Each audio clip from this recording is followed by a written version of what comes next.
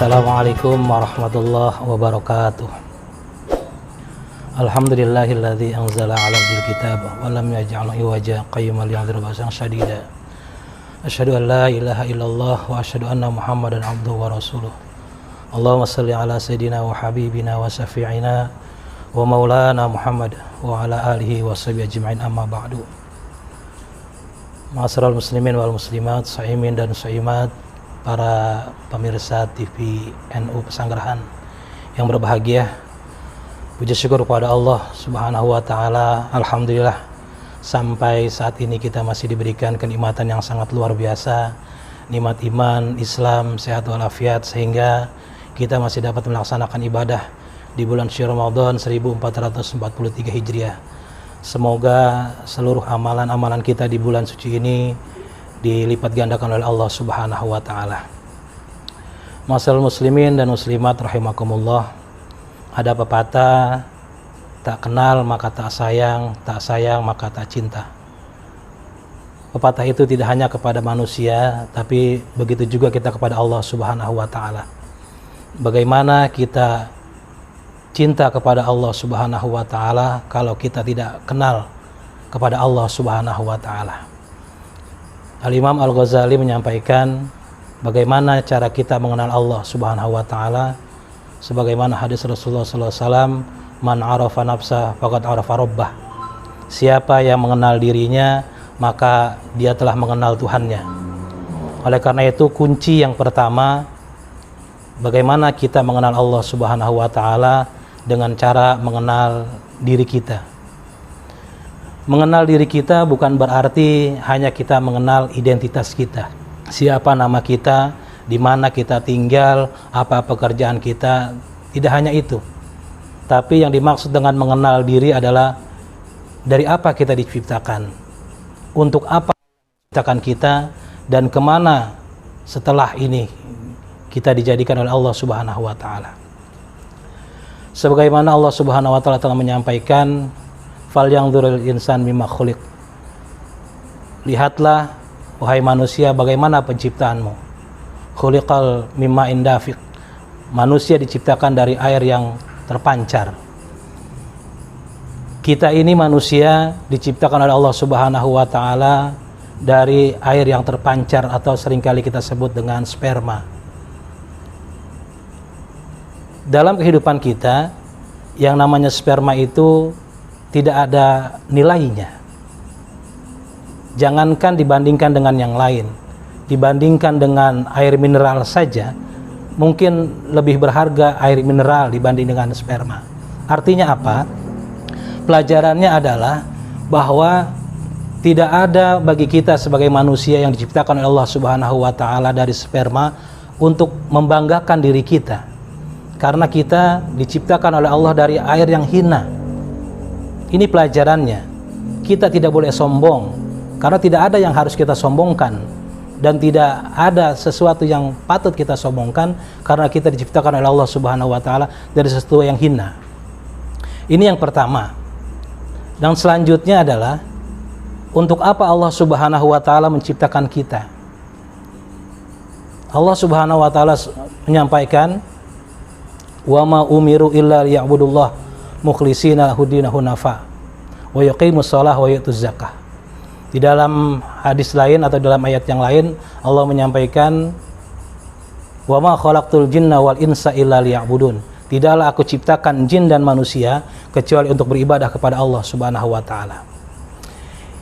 Yang kedua, kita lihat untuk apa Allah menciptakan kita. Sesuai dengan ayat yang tadi adalah Allah menciptakan kita hanyalah untuk beribadah atau menyembah kepada Allah Subhanahu wa taala. Wa ma khalaqtul jinna wal insa illa liya'budun. Tidaklah aku ciptakan jin dan manusia kecuali untuk ibadah kepada Allah Subhanahu wa taala. Nah, oleh karena itu, ma'asyiral muslimin rahimakumullah, para pecinta TV NU yang berbahagia, adanya kita di muka bumi ini hanyalah untuk beribadah kepada Allah Subhanahu wa taala. Tidak lain dan tidak bukan.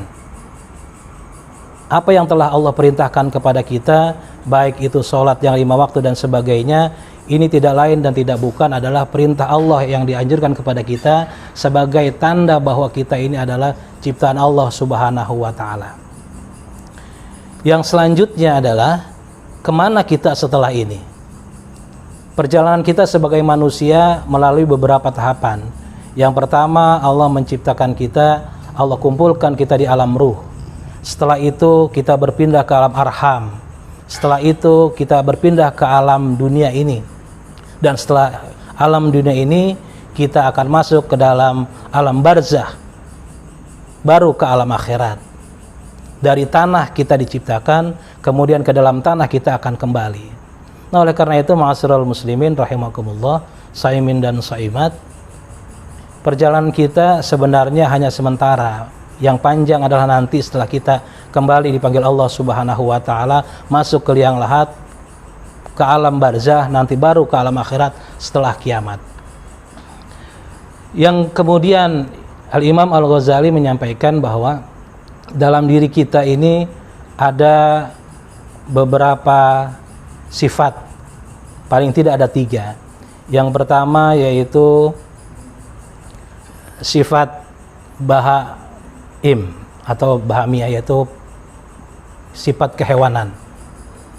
Manusia memiliki sifat kebinatangan seperti serakah, kemudian ingin menguasai, kemudian mempertahankan diri dan sebagainya. Ini salah satu sifat yang ada dalam diri manusia.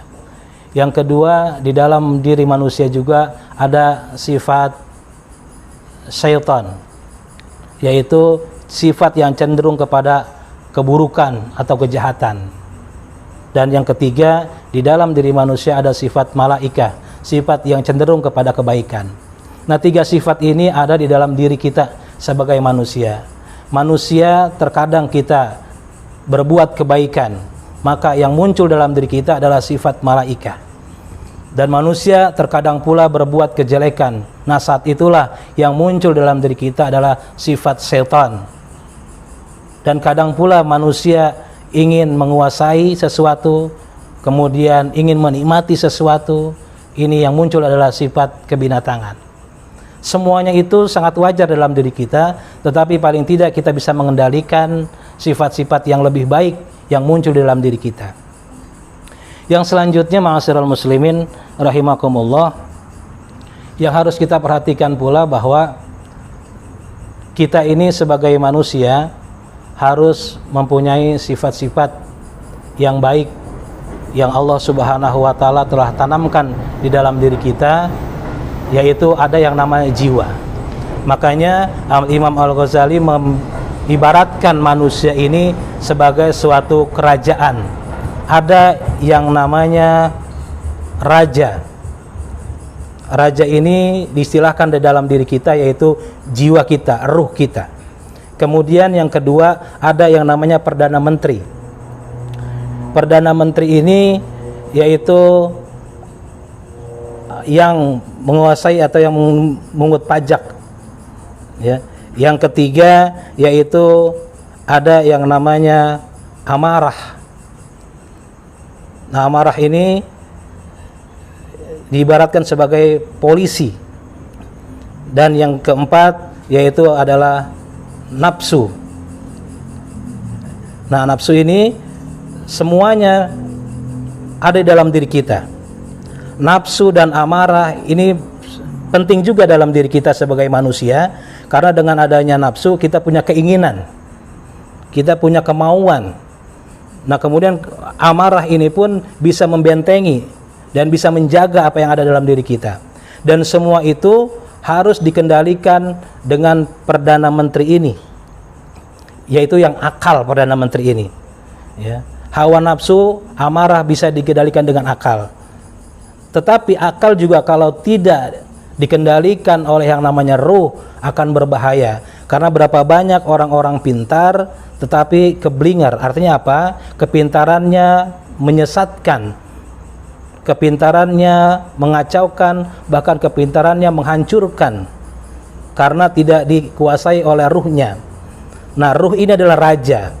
Nah, rajalah yang mengkondisikan semuanya agar kerajaan ini berjalan dengan sebaik-baiknya, yaitu jiwa kita. Makanya Allah Subhanahu wa taala memanggil ya ayat wa nafsul mutmainnah, hati-hati yang tenang, jiwa-jiwa yang bersih. Nah, hanya jiwa-jiwa yang bersihlah yang dapat menjalankan ibadah dengan sebaik-baiknya, yang akan mengenal Tuhannya dengan sebaik-baiknya, sehingga kita menjadi manusia yang benar-benar baik dan mengetahui siapa Allah Subhanahu wa taala yang sebenarnya. Nah, oleh karena itu, ma'asyiral muslimin rahimakumullah, shaimin dan shaimat, para pecinta TV NU Pesanggerahan yang berbahagia, kalau kita ingin mengenal Allah Subhanahu wa taala, maka mari sama-sama kita kenali diri kita, siapa kita, kemana kita, untuk apa Allah menciptakan kita, dan kemana kita akan kembali. Insya Allah kita akan mengenal Allah Subhanahu wa ta'ala. Kita akan mengenal Rabb kita, bagaimana Allah sebenarnya kepada kita. Nah, semoga di bulan Ramadan 1443 ini kita dijadikan hamba-hamba Allah Subhanahu wa ta'ala yang beriman dan bertakwa, dan mengenali diri kita sebenar-benarnya, sehingga kita mengenali Allah Subhanahu wa ta'ala. Terima kasih dan mohon maaf. Selamat berbuka puasa. Wallahu muwaffiq ila aqwamit thoriq. Wassalamualaikum warahmatullahi wabarakatuh.